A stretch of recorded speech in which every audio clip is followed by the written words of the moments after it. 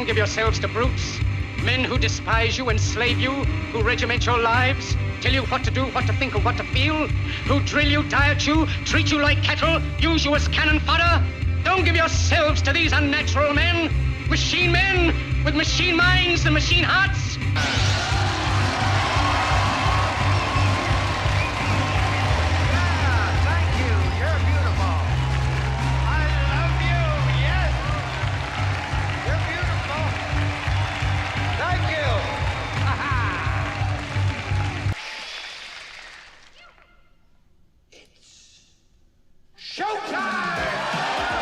It's time to buckle up for Making Sense of the Madness. And who loves you? And who do you love?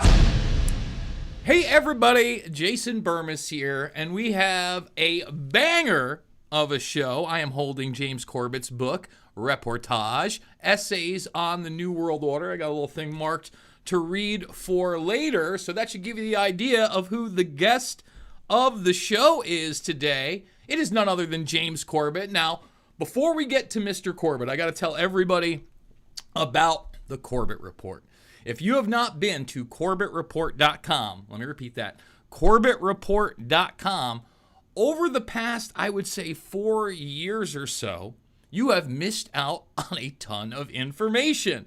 And my friend here is now reposting this to YouTube. It was, in fact, the Bermas Brigade that got me to get James back on, although we have been on some Independent Media Alliance panels together recently. I don't think that we've done an individual show for literally close to half a decade. And I know that sounds wild, but I think right after the 2020 or 2021 broadcast, again, we only did panels together, and that's because James is super busy. I end up getting super busy with a couple of independent media operations. We're going to talk about all that.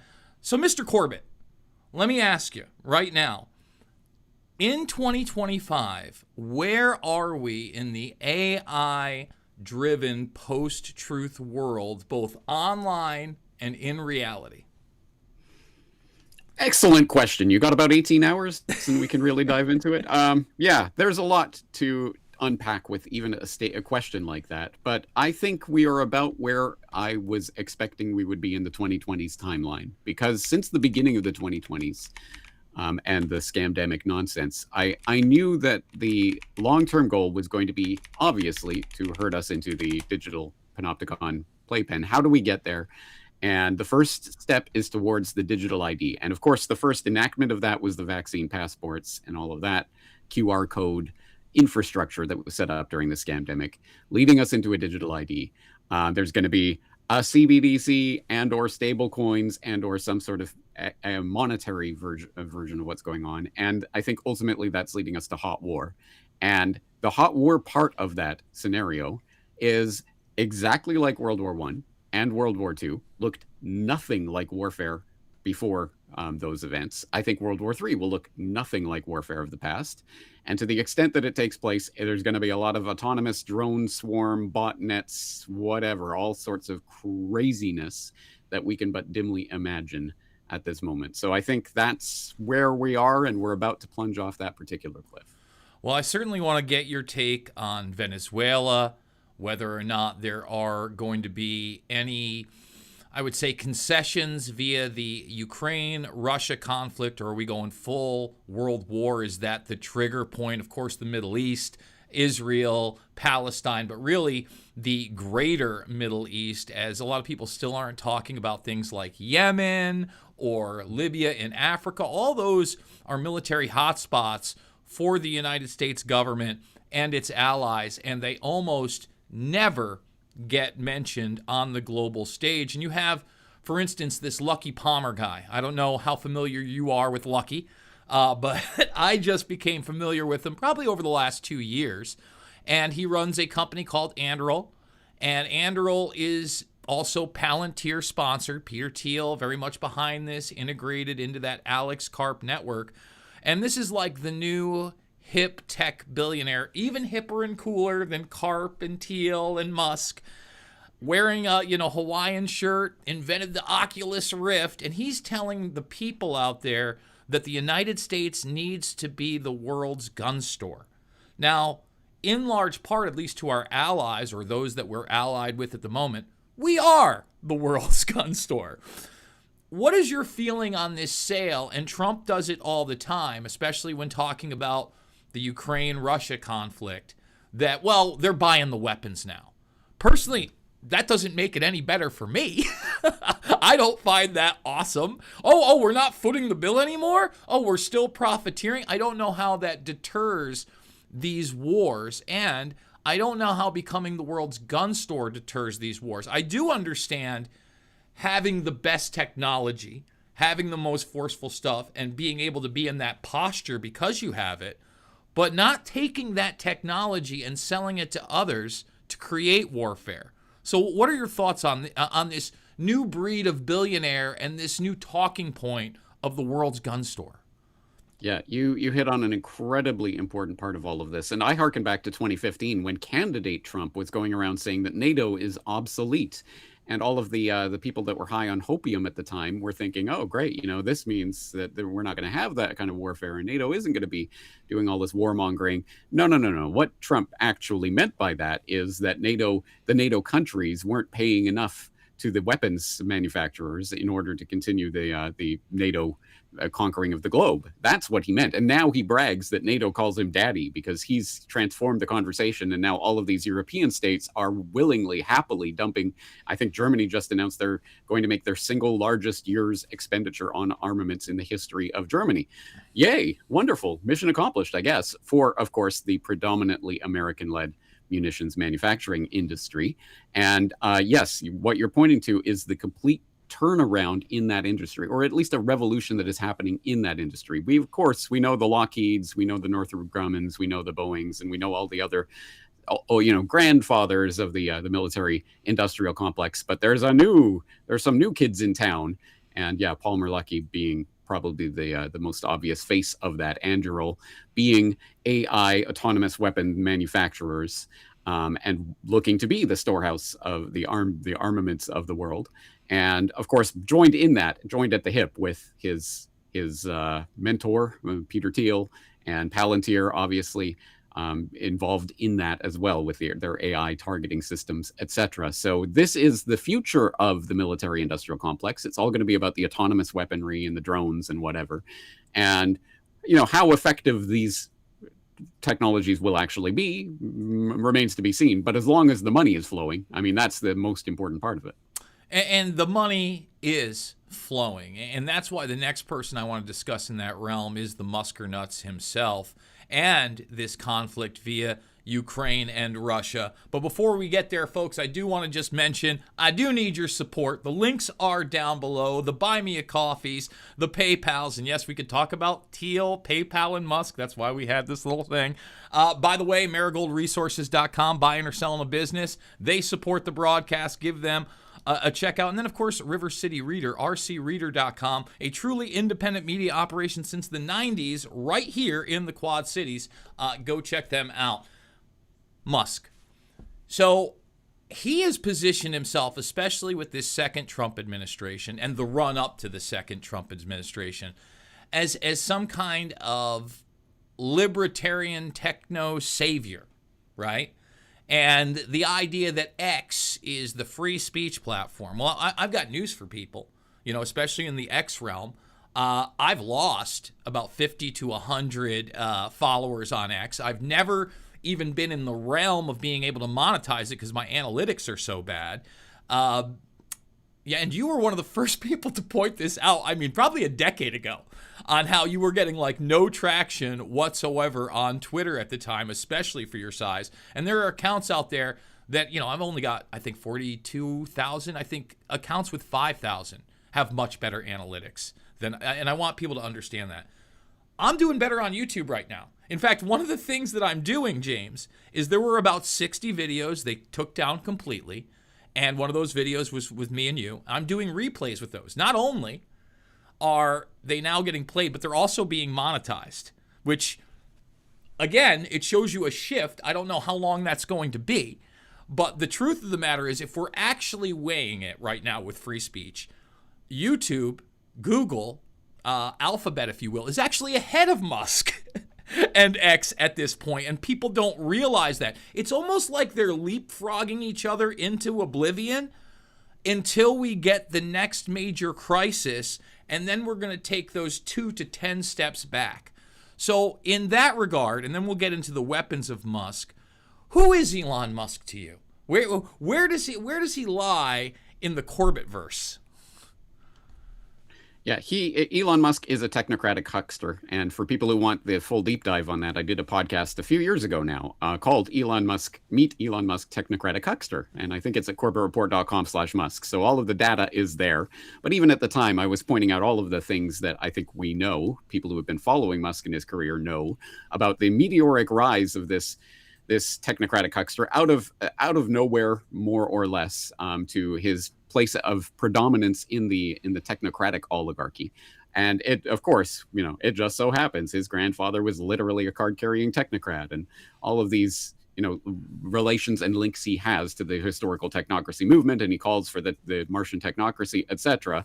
So, I mean, this is somebody who knows what he's saying when he uses words like that. It isn't just a cool word.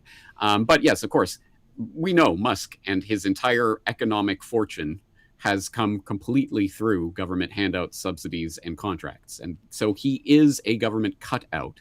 The intelligence agencies, the military, have clearly used Musk as that third-party cutout that they can use. Look, it's not the military putting up Starlink. It's this totally private company that's completely funded by the military. So, yeah, that's his role to play, and I think he is just a serviceable puppet in that greater scheme. I don't think he's controlling any of this.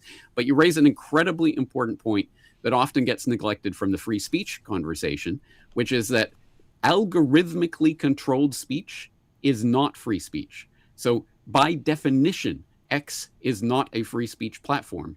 And we've seen this, obviously. No one can doubt that what Musk personally wants to amplify on X, he will amplify. And what he wants to squelch, he will squelch. And so voices like yours and others that call out Musk and call out Israel and call out other inconvenient parts of the agenda will get algorithmically crushed on that platform. And that is a form of censorship, but it's the soft censorship because your stuff is still there. And if somebody really, really tries to find it, they can find it, but they'll just never be served it on their algorithmic feed. So that's such an incredibly important part of it. And yeah, for whatever reason, YouTube is suddenly more lax than X. I don't know what's going on there. I got my channel back a few months ago. So why? How? I don't know. But just suddenly those horrible community guideline violations that I committed during the scamdemic, daring to tell the truth about what was going on at that time, suddenly we've reviewed it. We've decided, you know what? Yeah, you didn't violate the community guidelines. Here's your channel back. Sorry about the last 4 years. Just craziness. And, another guy back on there with another book out is David Icke and The Roadmap. And, I've had a lot of respect for David for many years now. Obviously, in the very beginning when I was in this and it was just 9/11 truth and kind of the New World Order stuff, I was very annoyed at the lizard thing. I'm sure you were as well. You would get into an interview and somebody, oh, you believe in lizard people. Now it's shifted so much, you don't even hear about the lizard people. You're a flat earther, right? And David has remained extremely consistent, right? So I always anti-war. I may not agree with a lot of the things that he puts out there, and there is a lot more, I guess, esoteric stuff than some of the historical stuff that you cover ad nauseum, but he's still great.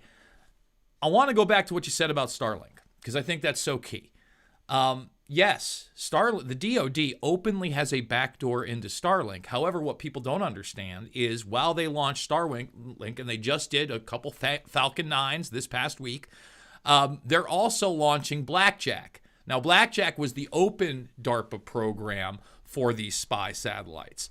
They've since said that they've pulled back big on that, but at the same time that they pulled back big on that, they contracted Musk for the new spy satellite network, which I can't think of it off the top of my head right now, but I found the report last week of what it was actually called, and I went over it for the first time. Actually, I think I might have done it on that IMA panel, the last one. I'm not sure if you were on it, but I had it in front of me, and I finally found it. The only reason I found it is we had a amateur astronomer who picked up some, wavelengths that he wasn't supposed to be picked up that were obviously from this network. Now, SpaceX is a heavily subsidized government program. Again, not a private company. Doesn't exist without NASA, just like Blue Origin doesn't exist without NASA. You mentioned other military contractors, old school, like Lockheed Martin, Raytheon is amongst them. A lot of that work is done at these black sites, whether it be old school Area 51 or beyond. And another of Musk's companies, the Boring Company, is all about creating those black sites by digging underground tunnels. Now, again, sold to us as the cool guy with a flamethrower, and he was going to give us some kind of underground driving system that we just never even got mentioned again and came to fruition. But the company's still there, and it's still doing all of those things. And then even in the green movement with something like Tesla, right? Again, we had plenty of other car companies, some of them big companies, monopolistic companies, try to get in that arena, Ford amongst them, GM amongst them, not government subsidized, failed. Musk makes it, but then that same company is building what? The humanoid robot Optimus, okay? He owns the Neuralink, which is using a lot of the same software, guys, just so everybody knows. They're all integral in this thing. And even with Tesla, they're the tiny home people. They want to give you a tiny home as well. Do you think that people have a chance of waking up to this? Because when the media attacks him, they attack him Trump line, MAGA line, Doge line, and you never hear about the defense contracting. And then when he goes on podcasts, he never gets asked these challenging questions. And instead, like today, the things that go viral is, oh, Elon Musk thinks there might be a God. Well, we better listen to Elon.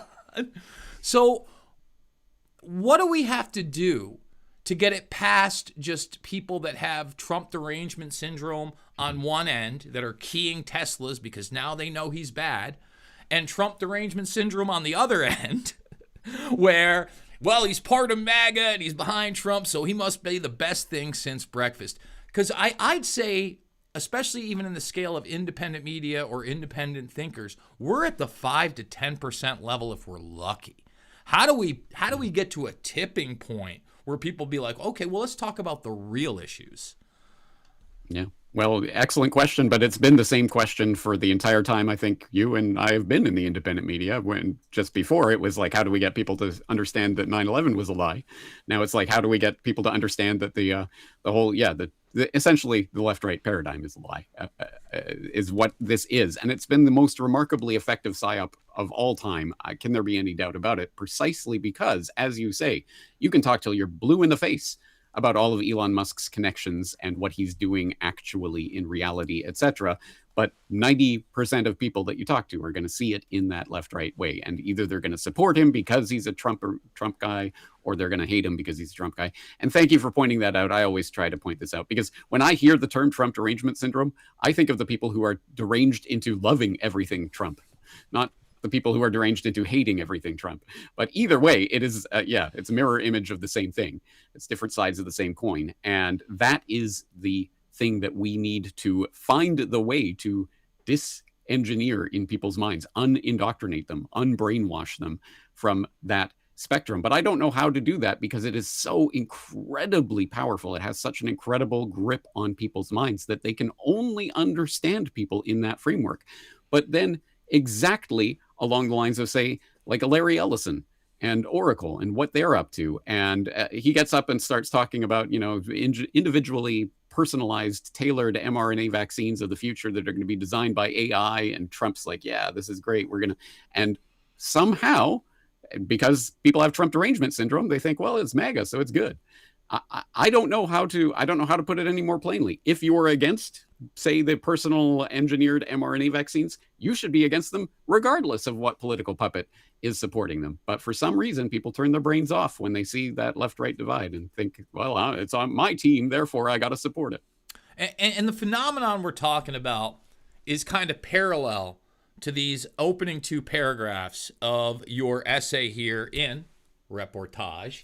Biotech billionaires and GMO doomsday. So I want to read this for people because, again, this is that paradox that he talks about.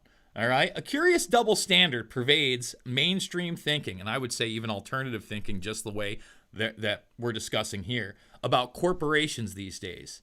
On the one hand, it is not at all uncommon to hear corporate fat cats referred to as devils incarnate, men and women who are prepared to do anything up to and including destroying the very planet itself in pursuit of their financial goals.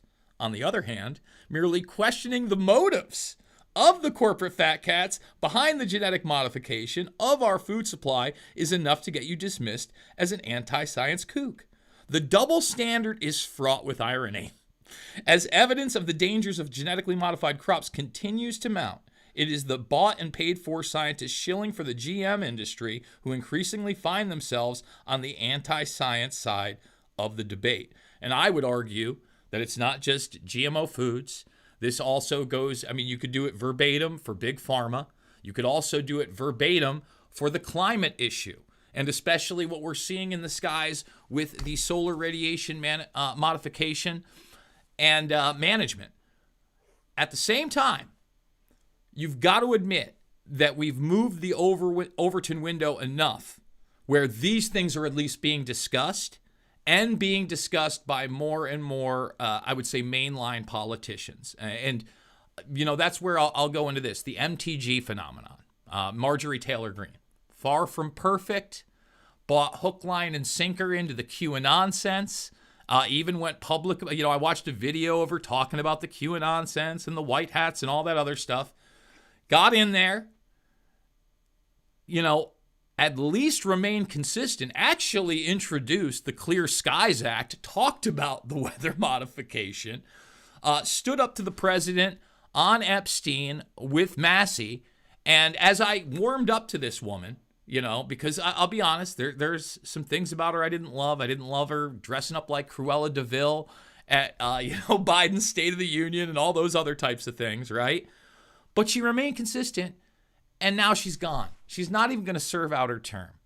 If we can't even keep somebody like that maybe wasn't the best in the beginning, but got so much better in a short time period, what do we do? Because we also see people like Ron Johnson that have talked to you. We'll get into Thomas Massey. But with somebody like MTG, where you can see that arc and now her leaving, what are your thoughts? Well, I guess my thoughts are fundamentally colored by the fact that I do not recognize the authority of the state at all. It has no say over me, not only because I'm not American, but even if I was American, I wouldn't be voting anyway. And thus, whatever the government is doing has absolutely no authority over me as a free and sovereign human being. But of course, men in in hats and shiny badges will come into your door and throw you in a cage if you don't cooperate with the system. So everyone makes whatever, peace they can with the system as it exists. But for my mind, the point isn't whether some people like that are in positions of political authority or not. It's that they exist. And I think what you're pointing to is that someone like MTG, yeah, certainly there's a lot of things she said over the years that I would definitely disagree with. But my sense, and what do I know because I don't know her personally, but my sense is she actually really believed what she believed when she believed it, like the QAnon sense and whatever. And now she has a different set of beliefs that she genuinely believes and is not going to play the political game and compromise her beliefs in order to, so her team can win or whatever the case may be. And that's what the MAGA phenomenon is ultimately about. And that's why Trump demands loyalty and allegiance over whatever happens. Whatever he said last week does not apply to what he's saying this week, because it's not about what he believes. It's about whatever political strategy and stratagem he's trying to run. So exactly like the Epstein files, he wants people like Kash Patel or whatever who will, when they are not in power, say it's the FBI director who is the person who has the Epstein files, who knows the names, put on your big boy pants, release the list. And when he is FBI director, he'll say, no, he killed himself. Nothing to see here, guys. Case closed. That's the kind of phenomenon he wants. So it's not even about the political office and who's in political office. It's about people who are going to be consistent to their principles and who genuinely believe what they believe and will fight for that. That's what we need in every sector, in every level of society, in every walk of life. And if MTG can be more effective doing that, not in political office, then more power to her. So that kind of brings me to Massey. because Massey is sticking it out. Massey's actually been around longer than MTG, and I think he's even remained more consistent. I also think that he's remained more level-headed. He never got on the quote-unquote MAGA train. He was never QAnon nonsense. He's always been pretty down the line, mainline constitutionalist, and I know a lot of people want to put him in that libertarian sense, but really he's just anti-war and consistently anti-war. He introduced yesterday the Not a Trusted Organization Act, the NATO Act. We read the whole thing live here on air. It's under 4 pages. A fifth grader could read it, understand it, no problem. It just lists, hey, everything about these treaties that got us into NATO said we should be out of NATO already. I don't know what we're doing here. And he's been someone, obviously, that's been viciously attacked by Trump because he has not been loyal. But once he, again, moves that window far enough, Trump has to change his tune. I think that is, number one, a significant difference on Trump than these other political leaders that will just ignore the base completely. And to his credit, at least that's a little bit positive. But at the same time, I think it's disturbing and disgusting that you would attack somebody like Massey, say things like, the Epstein files are a hoax, when we all know not only isn't it a hoax, but there are a multitude of documents from a multitude of cases that we know about that have not been released, let alone a multitude of evidence that was collected in New York that includes hard drives, CDs, DVDs, and binders of material that have not been released. Thoughts on Massey and his political future? I mean, this is a guy that lost his wife, I think, less than 2 years ago. I know he remarried, but, he doesn't seem like the regular politician scumbag that might be at the strip clubs and just doing whatever. He actually does seem like a family guy. So there are those personal relationships and that pressure. I think that's a real one. But a guy like me, hey, just like I liked Rand Paul in 2016 and hoped he ran in 2020 and 2024, I wanted all those things. I'd like to see Massey in 2028. Man, a Massey Paul ticket would be amazing for everybody but Kentucky. But that's only if they actually won. What are your thoughts on Massey and then even the movement of Trump? Because there is a difference, in my opinion, of Donald Trump than regular politicians. All these other people prior to him wouldn't even address these things, and quite frankly, wouldn't have to address them because the media would never bring it up, right? Whereas the media now, every once in a while, does have to bring things up, and even outside of that, he addresses them. So Massey and current Trump, go. Yeah, okay. So I think the important point of this is exactly as you say, the moving of the overhead window. So for people who don't know, this is the allowable spectrum of discourse, which is it can either widen or shrink, or it can move over here, it can move over there, and things that were politically unfeasible, you could not even say them, are now feasible. So, for example, as you talked about Senator Ron Johnson talking about 9/11 and maybe we need a new investigation, etc. Yeah, maybe we do. There's a lot of important stuff that we should look at there. That would have been absolute political suicide even a decade ago, let alone 2 decades ago. But now it is sayable. Why is that? It's because of the efforts of people like yourself and others who have been tirelessly bringing this to the attention of various people who can get it in front of someone like Senator Johnson. So that is significant. And it's significant precisely because it's not like these politicians are gods on Mount Olympus and that we have to slavishly follow what they're saying. No, the entire point is politicians, at the very, very, very, very least, love to get out in front of a parade and pretend they're leading it. And if they get the sense that, hey, a lot of people are parading in this, whatever, 9/11 truth direction or anti-war direction or whatever the case may be, then the ones who have political sense will get out and pretend to be leading that parade. And I think that's what you're pointing to with someone like Trump. At the very, very least, he will adopt his message to whatever he thinks will be the most politically viable at any given moment. That is how the Drain the Swamp chant got started. It was from people at his rallies started chanting this and applauding. He said it once and people loved it. So he started saying it more and more and more. And of course, it was total, complete, utter, 100% brazen, cold-blooded reptilian lie to the face of everyone who was voting for him. But at least he adopted the slogan, right? Because he knew that it was one that resonated with people. And that's the extent of the power that we have over this rigged, phony political process. At the very least, we can change the conversation so that the politicians have to adopt this or that rhetoric. They have to look at this or that issue because they can't afford not to. And to the extent that we can light the fire in the minds of men and women out there about these issues and put the spotlight of attention on things that actually matter, like Musk and the technocratic deep state and Anduril and these AI weapon systems and this type of thing, rather than concentrating on the scandal of the week that the dinosaur legacy media wants us to concentrate on. No, if we can keep the spotlight of attention on things that matter, that is our win. So that kind of brings me to the, you talk about drain the swamp. And, along with that chant came lock her up, right? And we were going to put Hillary Clinton in prison, and everybody was going to jail, and there were all these indictments and white hats and blah, blah, blah, blah, blah. I'll say this. When the second administration came in and they stripped security clearances of people like Clapper, Brennan, etc., long overdue. I mean, like I said, when that happened, I've got to give the guy props. I'm like, all right, great. Then we get into indictment territory, and we hear that Bolton is going to be indicted, and he is. You see Comey and Letitia James indicted. Okay. You get a little bit of hopium up there. You got to report on it. You got to say, hey, this is actually a good thing, but at the same time, let's see where it goes.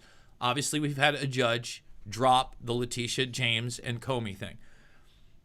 Can we change the system before we get an actual conviction via the executive branch? Because that's the big hump that I think we're in. And I think we've talked about this probably 100 times over the last decade plus. And me and James have known each other now almost 20 years, actually, is that we haven't had that type of hearing since Iran-Contra.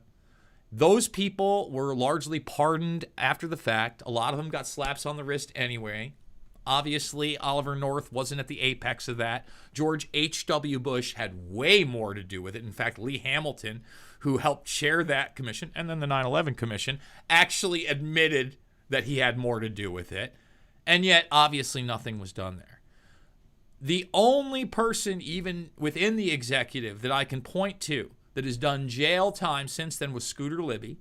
And that was, again, being the fall guy for Cheney and Enron and that corruption. There could have been dozens of arrests there. Trump pardoned his ass, okay? And said he got a raw deal. Hey, maybe he did. Maybe he's not the big-time criminal that I want to be going after.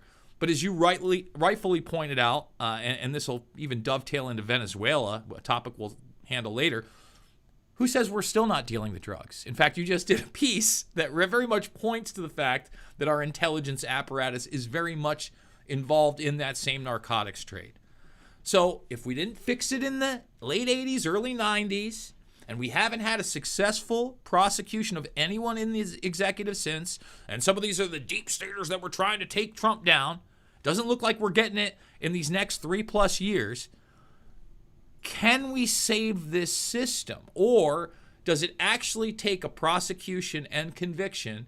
And if that is possible, who's the lowest hanging fruit that matters? Who do you think we could get a successful prosecution against? Anybody? Yeah, it's an excellent question. I mean, I would think that outright lying to Congress would be the easiest kind of conviction you could secure. So wasn't it Clapper that was saying that we weren't targeting individuals with NSA data, and it turns out, he was absolutely 100% blazingly lying to Congress. We know that now for a fact. You would think that would be a slam dunk prosecution. So until we see at least some basic slam dunk prosecutions like that, then yeah, I'm not exactly expecting justice from the so-called justice system. But one of these phenomena that's come up in the past year that I've definitely been keeping my eye on, because I think it's kind of the bellwether of exactly what we're talking about, is MAHA, the Make America Healthy Again movement, which for me and to my mind, is not about a politician. It's not about RFK. It's not about the political process. It is about people suddenly, or well, not suddenly, but at any rate, the Overton window has shifted to the point where people are now they really care, and they really have seen what Big Pharma is doing, and they have seen what these monstrosities in the engineering of the food supply has done to them, etc. And we are now starting to get some of that reflected via the political Maha movement in, say, the CDC and the FDA and places like that. And we just had that bombshell memo where they finally admitted, there's at least 10 children that died because of the COVID vaccines. Well, obviously, orders of magnitude probably off in that assessment, but at least they have now put that on paper, and now it is part of the official record. And to my mind, perhaps the best thing about this, I don't want to save this system. This system is not just corrupt kind of by a happenstance. No, it is corrupt from the bottom up. The entire system itself is rotten. I want it to ultimately get dissolved and power going back down to the decentralized individual level, but maybe that's a pipe dream. But in the meantime, the delegitimization of, say, the head of the CDC said it, therefore it's true. At the very, very, very least, we have now seen the people who 5 years ago specifically, were telling us, the CDC says it, Fauci says it, therefore the science has said it. How dare you question it? How can science be politicized? Are the very same people who are now saying the science is politicized and we shouldn't be listening to the CDC and the FDA and NIH. Yeah, well, welcome to reality. I'm glad you got here one way or another. And if it took this Maha movement to do it, then great.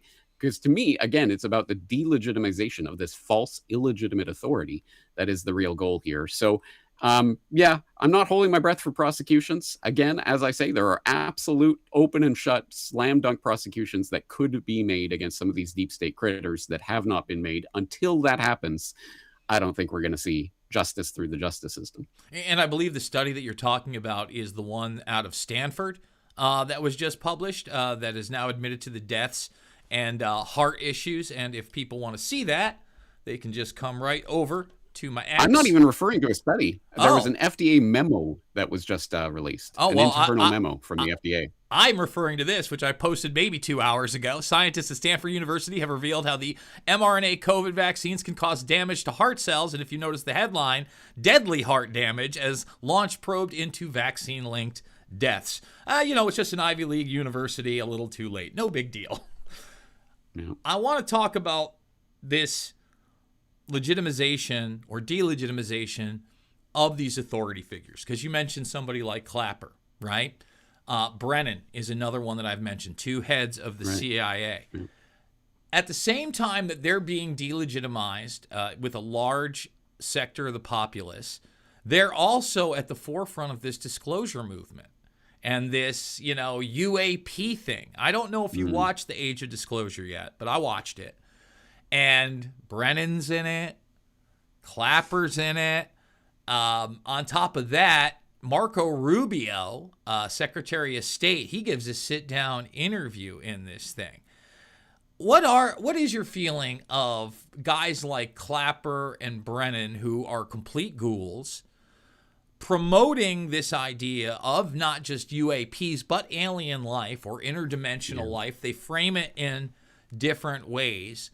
And the susceptibility of the general public to just say, hey, this is an authority figure. They must be wanting to tell us something. Because one of the most alarming things about this documentary, to me anyway, was I went to the Rotten Tomatoes, right? All right, the critics kind of panned it, whatever. I expect that. They're going to do that with most of these type of documentaries. But as far as the user reviews, it had over 500 reviews, which on any of those platforms is huge, and that was within the first week.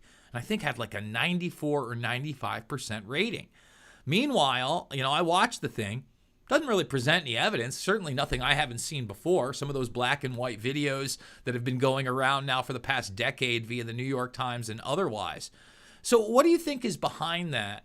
And how do you feel about a public that has been, in my opinion, we talk about predictive programming, has been programmed to receive a certain narrative about these, craft, this technology, and to associate it with extraterrestrials? It's an excellent point, an excellent question. And for full disclosure, I don't follow the disclosure movement and all the twists and turns in it on a daily basis, precisely because I did, for example, I had a podcast episode of over a decade ago now about how to fake an alien invasion. And I was talking at that time about people like, of course, when Clinton was the shoe-in to be the next president back in 2015, and everyone was assuming that was the case, who was her campaign staff manager? It was, of course, it was John Podesta, and he was out on the late night talk show circuit and other places talking about disclosure and how we're going to reveal, what's really going on with the UAP. I have to update my vocabulary because it's not UFOs anymore, right? Et cetera, et cetera.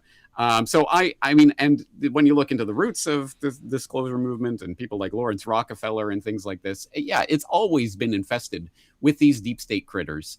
So to hear, that Rubio and others are talking about this at this point, again, doesn't surprise me. And I have framed it in the past in that framework of, whatever they are working on in the skunk works of the Pentagon, whatever crazy technologies that they're planning to release in the event of World War III, they are doing so under the cover of, hey guys, we're reverse engineering alien technology. Hey, look, what do I know? I do not know what technology really exists or what things happen, and I don't rule anything out. But all I know is do you think the SR-71 truly is the fastest plane that was ever invented, et cetera? It's like 50 years old now. Come on. They are clearly working on technologies that they don't want us to know about. And the best way to cover that up is, hey, look at these flying things in the sky. It must be UAPs. And I'm so glad that you brought up, the SR-71 Blackbird and how, it's supposedly the most advanced, plane out there. Even when Trump talked about B-2 bombers via the Iran strike, I was just super skeptical. I'm like, why would we be using B-2 bombers in 2025? I mean, let's be real with ourselves. Do you really think that they would want our fighters to even get that low or come that close to possibly being detected and thwarted, when we know that some type of space weapons exist, not only in our arena, but Russia obviously has them as well? And I guess that could bring us into these like modern warfare communication systems, right? Because Russia and Ukraine, obviously Starlink is the communication system. Some of the communications are now through fiber optics, but these communication centers directly honed in with the Ghost and Sidewinder drones, these autonomous drones that pick their targets. So you have that type of warfare. You wonder what is even allowed up there, because obviously there has to be a strategic alliance, and I would say treaty, between Russia, the United States, and now China, because we're all spacefaring nations. What are your thoughts on that? Space weapons, because a lot now, Sam Altman just discussed how he's getting into the space arena. Musk is out there, rightfully so, trying to tone down we're going to the moon talk, because Duffy's out there saying that we're gonna put nuclear reactors on the far side. It's so ridiculous. We're gonna put nuclear reactors on the far side of the moon. Maybe if we've got technology that I just don't know about, and we're gonna construct these things. But there does seem to be, especially if you go back to what we know via Sputnik and the fact that the Russians were first in space, that the ISS has all three of them. In fact, we just had a landing from the ISS out in Kazakhstan with these Russian astronauts. You know that I don't think that space is fake. I believe we're actually up there. How far we've gone, what's up there, hey, that's up for debate. But I don't think there's a debate that is kind of the next frontier.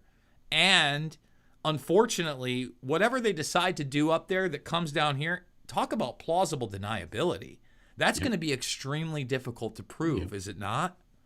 Oh, absolutely. No, it's such an important issue. And of course, you bring up what I think was the test run of QAnon nonsense, was the space is fake, flat Earth nonsense that I know you saw getting algorithmically promoted back a decade or so ago. And suddenly everyone's talking about, now I think the Earth is flat. And what is one of the effects of that is that it certainly makes people think that, well, whatever's happening up there, it's all fake, it's all nonsense. Don't look at it, don't care, don't ask questions about it. I don't know about you, Jason, but if I were in the deep state and I was running some sort of operation to control, the next domain of military fighting, as even I think NATO has officially declared, space. What are they going to do? They're going to make sure that the people who would be the most opposed to that agenda don't even believe it exists and aren't even looking in that area, right? So I even think all of the Apollo 11 never happened kind of stuff, I think that's been seeded into the public as well. But I'm probably in the far minority of conspiracy realists on that one. My take is it would probably be something much more like an Alternative 3 scenario for people who remember that documentary from a couple of decades or several decades ago now, where there is a space program. There's a secret space program that's gone a lot further and done a lot more than what the public knows about. And and that's what Catherine Austin Fitts and others have talked about, the secret space program, et cetera. That's probably who knows how many trillions of dollars have been pumped into that from the trillions of dollars that have gone missing from the Pentagon's coffers, et cetera. And so, yes, all I know is we don't know what's going on up there, but there is stuff going on up there. And exactly right, the plausible deniability of, hey, whatever, something just blew up and who knows how. And rods from God? Oh no, that space stuff is all fake. So don't worry about that, guys. Don't worry about anything that's happening, above our atmosphere. Well, I think again, clearly there has to be some level of coordination and cooperation going on, as you say, between the spacefaring nations. And on what level is that being engineered? Because that's the level of real geopolitics, not the 2D nation state geopolitics that we're fed at the bottom level of the propaganda pyramid. I'm talking about the deep state 3D politics that is really engineering the coming conflicts of the 21st century. And when you do talk about the technologies up there, we're not just talking about rods from God. Just straight satellite communications are things that people should really be concerned about. I did this watch along with an individual named Michio Kushi from 1984. And I think I told you I got to send you this. I never sent it to you. I need to send you this. It's a must watch. Okay. But he basically goes through this timeline up until 2030, which is incredibly accurate. And about midway, he starts talking about this bionation that will be manipulated not just through biomimetics and genetics, but that once this becomes the communications via different wavelengths of information will also be used to control people. So he's talking about big pharma. He's talking about these different waves. Even Trump today, I don't know if you caught it, but he was talking about 6G and not 5G. And he was talking about it not only penetrating the skin, but creating a network where they can see you through these waves bouncing off of other things. And of course, this stuff has been utilized since Wi-Fi and 2.4 gigahertz networks. So these wavelengths are real. They are interacting with biology, which also includes us, and we just don't know exactly what is happening. And, as far as the Apollo stuff, I'm somewhere in the middle on all of it. I love Joe Allen, the author of Dark Eon, because whenever, somebody goes off the rails and says, oh, it's all alien technology and our iPad, blah, blah. He's like, there's a lot of paperwork out there and patents out there throughout the decades that would probably say otherwise, that is publicly available. But then you do get into these technologies that obviously we're not privy to, that we get hints of, admissions like NASA's Impossible engine, seeing technologies like graphene oxide being deployed, and the fact that even on the ISS, they're building organoids, which for those that don't know are biological human material, often brain cells from stem cells, that they're integrating with traditional electronics. They're also doing 3D printing of organs out there because of the microgravity, and they're also doing the hydrogel technologies over the last 20 years. So, I used to watch NASA TV is now defunct. You can still go to their YouTube channel. But, you got and here's the other thing. You watch NASA TV, and I'm not kidding you, James, it's a bunch of 20 to 30-year-old attractive women that are all in NASA now. And they're telling you about how this technology is all great. It all seems like a PR campaign.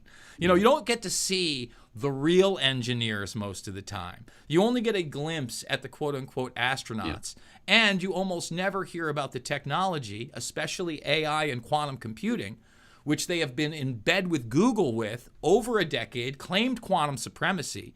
And now, James, with technology, the consumer is being worked out of all of it. And what do I mean by that?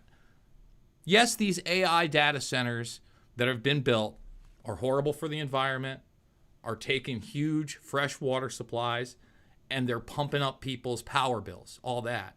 But one of the things that I seem to be the only one talking about is the explosion in RAM prices. I don't know if you've seen this yet in hard drive prices.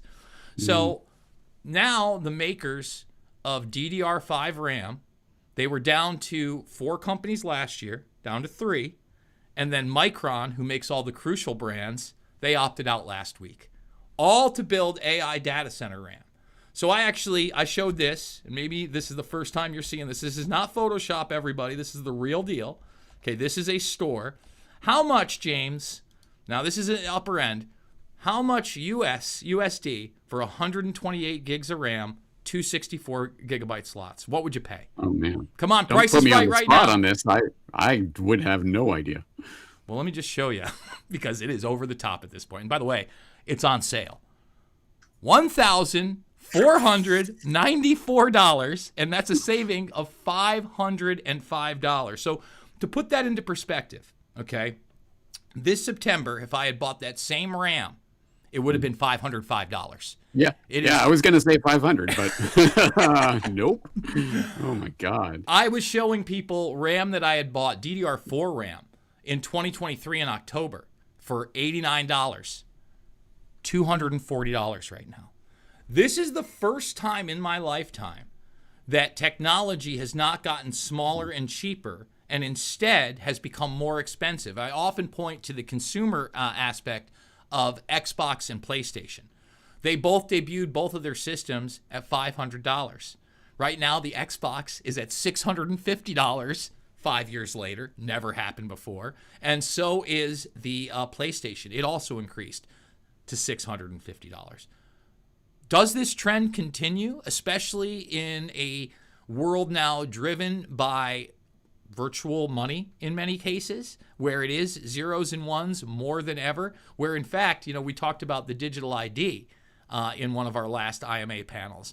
I don't know if you saw it, but Illinois adopted the digital ID with your Apple Wallet. It's 100% legal now in Illinois. There's about 14 other states that are on the verge of doing it. I think 5 other that have done it. Isn't this now the norm? Is this part of the you will own nothing and be happy, the renter society, where now we can no longer afford consumer technology, and consumer technology doesn't get cheaper to empower the regular person? Yeah, I'm not sure that is the core central part of this agenda, but it is an interesting knock-on effect. And yes, it will have that effect as this technology continues to get scarcer, as more and more of it is diverted to the AI industry. I haven't been keeping my eye on the RAM issue and the pricing of computer parts in particular, but one thing I have noted is the interesting switch in narrative that this has affected. The AI data center energy behemoth having to be fed more and more energy is starting to affect a change in one of the core Agenda 2030 narratives, which, as we all know, is that, of course, we have to get rid of all energy sources except for wind and solar, because it's going to kill us and kill the environment. Well, of course, we all know Gates came out with his Gates note right before COP30 saying, some tough truths about the environment. And it turns out, all that climate doomsday stuff, well, that's wrong. We're not going to die because the temperatures are rising. But one of the things that he is pointing to, of course, in fact, right underneath that Gates note about the COP30 and tough truths about the environment, is a new approach for energy. Specifically, the future of energy is subatomic, because of course Gates knows what side the energy industry is buttered on. So now he's talking about the new fission and fusion technologies that are coming online that will make nuclear energy even better than before. Now we're starting to hear about small modular reactors that can supply 10 to 300 megawatts, and how these are going to be running small towns, mining operations, urban centers, or I don't know, maybe data centers. And we see Microsoft, for example, going to restart 3 Mile Island, etc. We see China starting their Manhattan Project, quote unquote, for energy, creating new sources of energy. And they have just put on it is now operational, the world's first thorium molten salt reactor in China, which is a huge game-changing breakthrough because, of course, uranium is relatively scarce, hard to come by, hard to get. But thorium is incredibly abundant, and China has basically an unlimited supply of that. So if they can start doing thorium-related nuclear energy, that's going to be the future. So it is interesting that the entire narrative of we're going to have to be essentially energy peasants living on the neo-feudal plantation, eking out an existence from bugs and rainwater and maybe firewood if they allow us to burn fires, has suddenly changed. And now it's like, no, let's start building nuclear plants everywhere, precisely because of this energy equation as to the AI data centers. And, you know, especially with the nuclear power, we come from a generation where we were literally in classrooms watching The Day After Tomorrow, where, you know, Steve Guttenberg, who was huge in Police Academy, folks, fine actor, is in this, like, you know, you're thinking you're watching a comedy, and he's just in this destitute world, and I don't know if anybody's seen it out there. Again, it's my generation, but let's just say it doesn't turn out great for anybody in that one. Everybody's dying of radiation poisoning, you know, the sky has the nuclear winter. We don't want, and I remember, I think I saw that movie the same year that I went to the nuclear power plant in, I believe it was in Newburgh in upstate New York, or in that area. And, you know, I watched how everything was fine and, you know, everything's good. So I saw the propaganda from one end and then the propaganda from the other end. And I still, to this day, remember one of those early Simpsons episodes where they actually tore the nuclear power plant. And it reminded me of that. But that was it. Really, by the end of the 80s, nuclear power had been demonized so much that it wasn't even a thought, right? Nuclear power bad, we're over that, we're not doing it anymore. Well, now, like you talked about, many of these centers, which are the sizes of cities, guys, just to let you know, like the one that Meta wants to build in Kentucky is 2/3 the size of Lower Manhattan. They're talking about building 4 to 8 of these micro reactors there. Now, I don't necessarily have a problem with that, other than the fresh water that it's going to use and the impact on the environment in that manner, but also the fact that, oh, now we're gearing up to do all this nuclear power. Why were we not doing that to empower humanity? Why are we doing it for the machines? Exactly. To me, that's the whole point of this, is that, again, they can change their narratives as need be. So one week you're supposed to believe nuclear power is the worst thing that ever happened, and now you're supposed to believe it's great and we should be building them everywhere. And that, to me, is the point of this. Yeah, well, if they're great and we should be building them everywhere, why weren't we for the last few decades? Oh, that's because you've been trying to transform us into the neo-feudal peasants on the neo-feudal plantation. But now that the agenda, you know, has there's a different flavor to it. So now we're expected to swallow the new propaganda. And that, to me, that's what it's about. That's why so much of what I do is about individual empowerment and decentralization, because guess what? The people who are at the top of the system are not looking out for you. It is not your interest that is their key concern. And to the extent that we can bring this down to the individual level or the community level, so much the better. And who cares whatever narrative they're trying to sell us on? Why you definitely shouldn't try to empower yourselves, guys. And we need to keep the third world in this state of energy poverty because reasons. And oh God, oh no, they're going to anger the weather gods by trying to industrialize, et cetera, et cetera. No, I think we have to realize that this has never been they have never been on the side of Team Humanity. And if we are, we should be concerned about how people are going to empower themselves and their communities. And especially when it becomes technology that they're able to cordon off from the public, and that is the essential AI technology, right? Everything's cloud-based. I can't take my computer offline and use Sora or Firefly. In fact, I've been paying monthly for Adobe since 2012. They can take that away at any point. In fact, they jacked my price up. I had no say in that. And just so I could use Firefly, so I could use their AI, you know, all these things are built on servers outside when, you know, again, I've got a bunch of video cards. You know, I could download a certain LLM model, but they don't want you to have access to these tools because it may empower you. And that's one of the things that really concerns me about this, is that we have the CAIO program. And even me typing it in, you know, you do get the Google AI, but just the fact that I'm not getting the government document that lays it out. For those that don't know what that is, that's the Chief Artificial Intelligence Officer program. And it affects everything to do with AI. So what does that mean? That means if you're a private company and you're in the business of creating software or hardware that is AI related, you need somebody with a top secret clearance that has been approved of by the government in your company at all times, because this technology is just too powerful. That's not free market. Okay, that is the definition of techno-fascism. And I mean, it's very well outlined. The only people that will not be subject to audits are the defense and intelligence community that has been implanted inside. Mark Andreessen talked about this. You say what you want about Andreessen. I know he's a huge proponent of things like Anduril and Palantir. He's been pretty frank about this. I don't think it's gotten better under the Trump administration. What does that mean?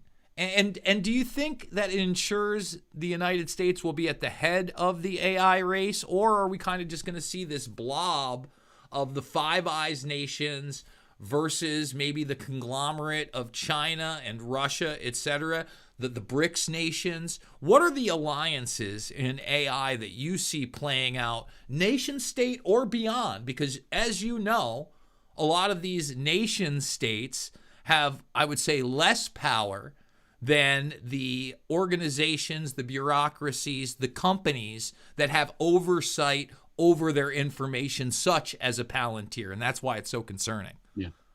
Yeah, exactly right. No, I would not put this in the nation state framework, although, I would say it's more about the individuals and the boards of these various companies. So we're looking more at the Altmans and Thiels and Karps and Musks, et cetera, of the world than we are at nation states. But obviously, there is a conglomeration and consolidation of so much of the AI industry in the US, and it is now seen as a strategic weapon, essentially.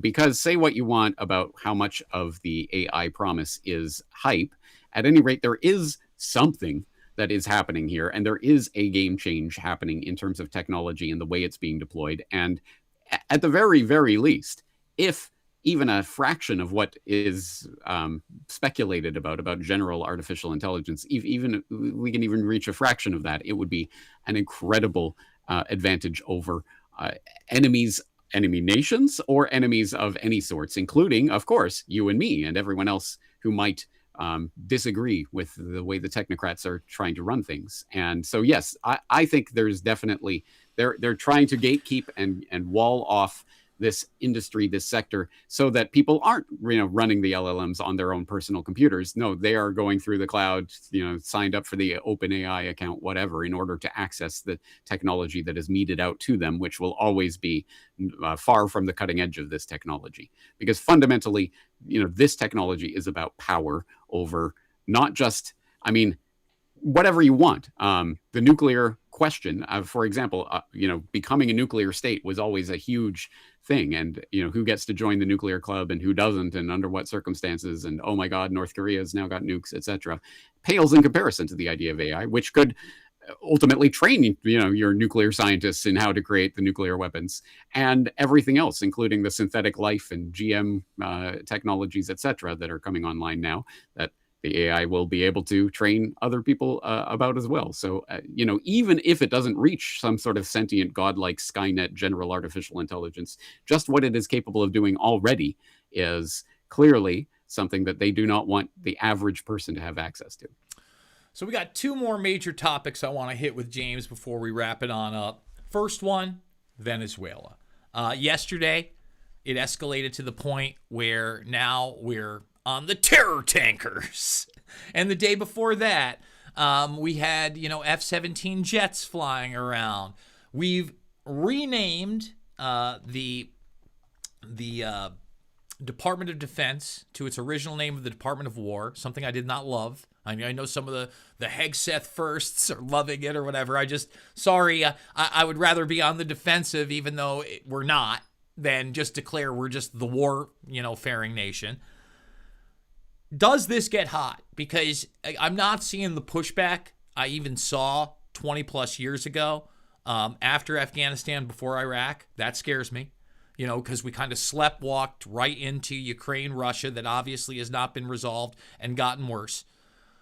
This, the idea that we have U.S. troops in Venezuela and that they're the fentanyl kings or something is such outward bullshit that I don't know how anybody is falling for that. We know that the United States strategically has wanted the resources of Venezuela for a very, very long time. It has spanned through all administrations in my lifetime. What is this going to be Trump's hot war?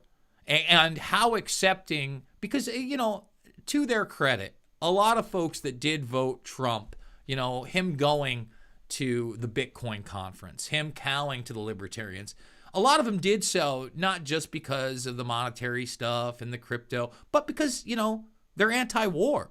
And this guy literally promised that he was going to end both the big wars, the one in the Middle East and the Russia-Ukraine conflict, before he even got sworn in. And look, I like that rhetoric. I said, hey, great, let's see if it happens. I'm not holding my breath, but the other person certainly wasn't talking about that. But here we are. Those conflicts are still going on. No end in sight. We can talk about whether or not they're going to be worked out. I don't know. But this hot war is something that could I could wake up tomorrow and all of a sudden we could totally be surrounding Venezuela. So is this the powder keg that maybe brings us into that global conflict you talked about in the very beginning of the broadcast? Yes, it is a potential, but here's the way I envision this. I would be absolutely flabbergasted if there is not regime change in Venezuela over the course of the next year. I think it is very, very, very much not just on the table as it has been, as you point out, for decades now, at the very least going back to Chavez and the attempted coup there and all of the U.S. involvement in that. But it's been percolating there for decades now. But I think it's definitely on the agenda for this Trump administration. So I would be flabbergasted if there isn't regime change in the next year. But that regime change doesn't necessarily have to be a hot war scenario. I think Maduro, at the very least, may just see which way the wind is blowing and try to cut some sort of deal where he can abscond to some third nation and keep some of his assets and basically hand over the reins to whatever CIA puppet the U.S. wants to install. That could be one way that this is affected. The other way could be an actual military offensive. And to me, the calculation might be as to how far they want to push this new narrative that they're pushing. I don't know if you saw that the U.S. just released their latest national security strategy last month that is now suddenly downplaying the China boogeyman, which they've been playing up for the past decade plus, and now is talking more about the Trump corollary to the Monroe Doctrine, as in, hey, we're gonna be concentrating on our sphere of influence on the Western Hemisphere. And if they want to start showing what that looks like, there might be a demonstrative display of military power against Venezuela as a, hey guys, this is the new norm, and we're going to be concentrating military power in this region. May be one way that they do it as a signal to others, as much as it is about achieving that goal in Venezuela itself. Because obviously they want regime change. Obviously the resources, the natural economic resources of Venezuela are part of what is being lusted after here. But the question is, what kind of precedent, what kind of example do they want to set for everyone in the region? Well, what worries me is what ended up happening in Syria after so many years of U.S. involvement. I mean, we're talking about around a decade, maybe a little bit more via Operation Timber Sycamore. And just when you thought there was no way that Assad was actually going to be taken out, he was taken out in literally a 72-hour, maybe even less fashion. And the person that they installed was literally al-Nusra, a.k.a. Al-Qaeda. And no one blinked an eye. Even the mainstream press kind of lauded it. You saw a couple of headlines, but all of it was downplayed. So, I'm definitely paying more and more attention to Venezuela for all of those reasons. Last thing I want to bring up, the Charlie Kirk assassination. And I know that's way off topic from everything else that we've discussed here, but in a way it's not, because it's about narratives. It's about people taking sides in a lot of ways. It's about people breaking out their jump to conclusions mats in a lot of these cases and say, I know this and I know that. And one of the things that I've really tried to do over the years is keep an open mind, not make total and complete definitive statements over things that I don't know about, and point to the evidence that's publicly available. That said, I certainly have questions. But with the publicly available evidence so far, in my opinion, there's very much the possibility that Tyler Robinson could be the shooter, that he could absolutely be the person involved. Without seeing all of that evidence, my mind is open. Candace Owens. It's the big hot. I mean, there's no one hotter topic than her and the Charlie Kirk murder. Owens has got some big things wrong. I want to remind that to my audience. You know, this is a woman that defended Conor McGregor after he lost that sexual assault lawsuit where he should have actually gone to prison and actually been on criminal charges. And the way she spun that made me want to puke in my mouth. Showed me either she had an agenda there or was completely ignorant to the facts. I've watched a lot of her stuff on this.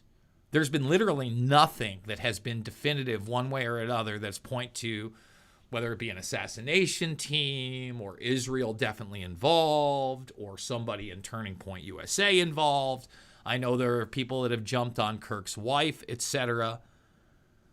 One, do you think we'll get to the truth of the Kirk assassination? Two, how do you feel about the assassination culturally? In the sense that, you know, forget about who did it or why. It very much feels to me, especially after the attempted Trump assassinations, that we have regressed into this time period of JFK, RFK, MLK, Malcolm X, etc., where these things are on the table again, where I did not feel them through. That was ancient history. Didn't feel them in the 90s. Certainly didn't feel them even post 9/11, right? The more fear hype wasn't of an individual being taken out, but a large-scale terrorist attack against citizens. So, number one, what is your feeling on the evidence out there and your thoughts on that? But then again, culturally, how has this changed America and maybe even the global perception of what's going on geopolitically? Yeah, good question. Well, speaking of not having a definitive, firm stance on things that I don't know about, I will not opine too much on the evidence surrounding the Charlie Kirk assassination because I have studiously, if not ignored, at least not paid attention to that issue, precisely because I felt it was a manipulation of me and my mental energies, insofar as before the Charlie Kirk assassination, I had spent exactly 0 minutes and 0 seconds of my life thinking about Charlie Kirk or anything regarding him. I get that he appeals to certain people at a certain demographic. That's not me. I'm a Canadian in Japan. I'm 40 plus years old. I don't know or care about Charlie Kirk, so I'm not going to spend my life going down that particular rabbit hole. But the societal, cultural effect of that is the important part of it. I very much agree. And in fact, every year I do a New World Next Year show with my co-host James Evan Pilato. We do New World Next Week every week, looking at news events. Well, every year we do a New World Next Year special where we talk about the story of the year and make a prediction for the coming year. And my prediction for 2025, people can go look this up.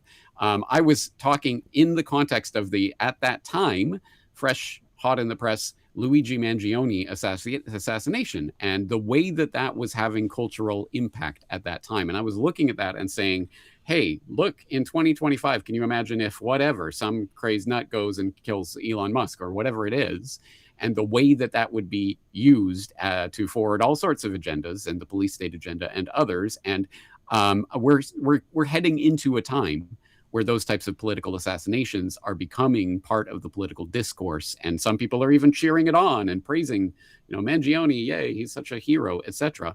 Well, when you play around with that fire, you're going to start getting some, some blowback that you may or may not intend. And when you start putting political assassination on the table as something that people are starting to think, well, maybe there's some utility to it, that is something that is a Pandora's box you don't want to open. So will we ever get to the truth of the Charlie Kirk assassination? It seems doubtful at this point. There's enough mud in that water that, drilling down on it seems, in retrospect, maybe impossible. But in terms of its cultural effect, and the cultural effect that it has had, at the very least, in implanting in the public consciousness the idea of political assassination, that is extremely dangerous. And I think just speaks to the general, drifting towards Civil War 2.0, whatever it is, however you want to frame that. The idea that the left-right spectrum paradigm has now gotten to the point where people will literally kill their opponents. or at least putting that idea on the table, is going to weaponize a lot of mental cases who will be pushed over the edge by seeing this and the glorification of that violence. So that, to me, is the real important part of this, the sort of the cultural effect of this. Well, I think that is the danger, because first of all, I've said this over and over. I don't think there's a possibility of a real civil war in the United States. I think the demographics of 300 plus million, I think the demographics of what the citizenry has as weapons compared to the military, just not even comparable. We couldn't have that type of scenario. However, could we have pockets of violence that are amped up via the media to make it look like there's a civil war and place military on the streets in different places and have a hot martial law? That's my greatest fear. And then as far as Kirk himself, he was certainly obviously not somebody that I followed or really even paid attention to. Like you said, not my demographic. I watched the South Park right before the assassination, and the pot shots that they took at him I thought were kind of fair. Actually, talking about debating college kids. And, I kind of talked about this culture that, I don't need to be sitting outside of a protest to dunk on some girl in a pink pussy hat, right? Like, I'd rather have the conversation where all of a sudden maybe they look at some of my evidence and we're not in a screaming match. To Kirk's credit, one of the things that did catch my ear is he was one of the few people that made the connection between the transgender and transhuman movements. And I was actually supposed to have him on the show, and of course canceled. Wish he hadn't, because that was going to be my mainline topic. And with me saying that, James Corbett has just done an amazing video in the past couple months on the From Transgender to Transhuman movement, with a very cool clip that I had not seen from, I think, a BBC type television show over in the UK. If you want to see more from James Corbett, CorbettReport.com. Look at these documentaries. It's like an endless whirlwind of information that you need, from 9/11 to the banking system to Bill Gates. There may be nobody that does it better than my friend James Corbett. Mr. Corbett, what would you like to leave my audience with? Obviously, they need to get this book. You're not getting the first edition signed. Those are all out. I got that. You don't get that, but you do get a hell of a book with some. First of all, the printing on this, awesome. I love the bound, but it's really the material, the beefcake material that's in this that people really need to check out. What do you want to leave everybody with, James? Well, first of all, Jason, I want to correct you. That transgender, transhuman podcast that you're talking about actually didn't come out a couple of months ago. It came out, I think, 4 years ago, but it didn't come out on YouTube at the time. So for people who don't know, I've been re-uploading some of my older videos to YouTube that didn't get uploaded during my cancellation. So that one has resurfaced recently. I guess people can follow my YouTube channel for those updates. But as you say, go to CorbettReport.com if you want the real deal and get it as it's coming out. Having said that, yeah, the book is Reportage, Essays on the New World Order. It is at reportagebook.com. And as we are recording this, in the next few days, the audiobook will finally be available for purchase. The audiobook, the complete, entire, unabridged book read by myself, as well as a foreword written and narrated by Whitney Webb. So people want to check that out. Reportagebook.com is the place to go. And you just republished a great interview that you did with Whitney Webb from a few years back over on YouTube that is just as relevant as it is today. In fact, last night we streamed a Operation Warp Speed video that we did on October 7th, actually, of 2020. And remains just as important today.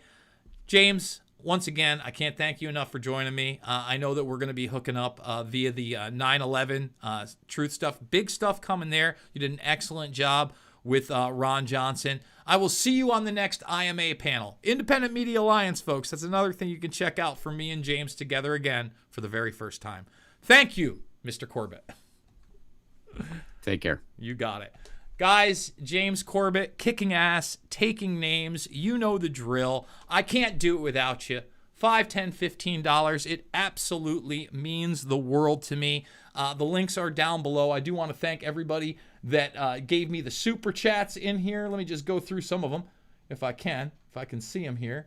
We got GDNPB, thank you. Who else we got? Ryan, thank you. Flick Off, thank you. And I think those are the only ones that came up. But again, I can't do it without you. So please consider donating. Big donors, we've also got the PayPal down below. And as always, it is not about left or right. It is always about right and wrong. I absolutely love you guys. And I will see you all on the flip side.